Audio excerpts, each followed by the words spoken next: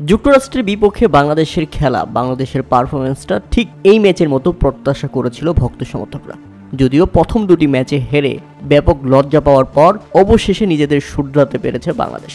তবে আলহামদুলিল্লাহ যে নিজেদেরকে তারা শুধরে নিয়েছে, কেননা তৃতীয় এবং শেষ টি-20 ম্যাচে যুক্তরাষ্ট্রের বিপক্ষে সেই প্রত্যাশিত পারফরমেন্সটাই করে দেখিয়েছে বাংলাদেশ। শুরুতে বোলিং করতে নেমে বোলারদের দারুণ কামব্যাক। মুস্তাফিজুর রহমান মাত্র 10 রান খরচায় 4 ওভারে তুললেন 6 উইকেট, তাতে 104 রানের মধ্যেই গুটিয়ে যায় যুক্তরাষ্ট্র। বাংলাদেশের সামনে লক্ষ্যটা বেশি নয়, 105। আর এমন রানের জবাবে ব্যাটিং করতে নেমে টি-20 ধাঁচের ব্যাটিংটা আজকের ম্যাচে অবশ্য দেখা গেছে। সৌম্য সরকার এবং তানজিদ হাসান তামিম দুই ওপেনার মিলে একেবারে গুড়িয়ে দিলেন যুক্তরাষ্ট্রকে। এই পারফরমেন্সটা যদি আগের দুটি ম্যাচে দেখা যেত, তাহলে এবারের বিশ্বকাপে বাংলাদেশ ভালো কিছু করবে এমনটা বিশ্বাস করা শুরু করত ভক্ত সমর্থকরা।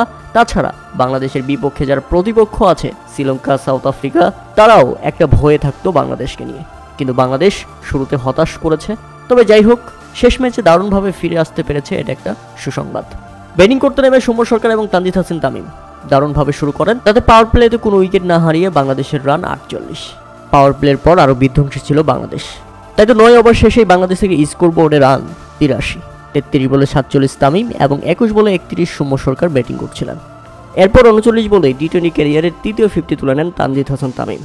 তাতে বিনা উইকেটে, কোনো ধরনের উইকেট না হারিয়ে 12 ওভারের মধ্যেই খেলা শেষ করে দলকে জিতিয়ে বাংলাদেশকে জয়ে ফিরিয়ে হোয়াইট ওয়াশের সংখ্যা কাটিয়ে প্যাভিলিয়নে ফিরেছেন দুই ওপেনার। ওপেনিংয়ে বাংলাদেশি সমর্থকরা যেমনটা চেয়েছিল ঠিক তেমনটাই হয়েছে আজকে। অপরাজিত থেকে কোনো ধরনের উইকেট না হারিয়ে মাত্র 12 ওভারের মধ্যেই 105। দেখতে যেমন দৃষ্টিনন্দন লেগেছে, তেমনি আজকের খেলাটা উপভোগ করতে ভালোবেসেছে সমর্থকরা। শুভকামনা বাংলাদেশ দলের জন্য। এরকম ধারাবাহিক পারফরমেন্সটাই আমরা বিশ্বকাপে দেখতে চাই প্রত্যেকটা ম্যাচে।